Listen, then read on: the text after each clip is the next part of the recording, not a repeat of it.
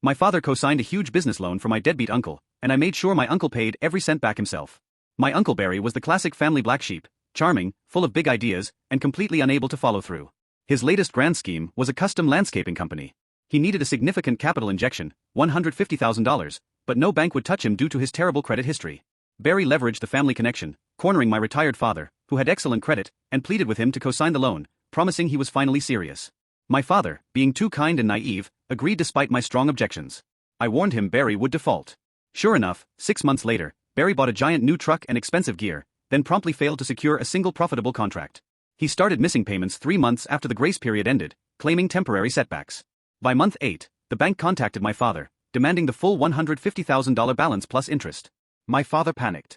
He didn't have that kind of liquidity without selling off his retirement investments at a loss. I stepped in.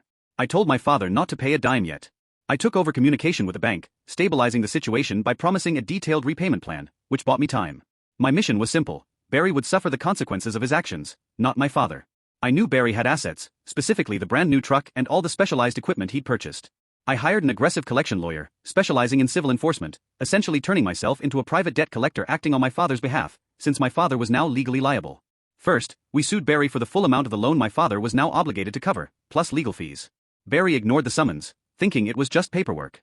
We won the default judgment easily. Next came the fun part: asset seizure.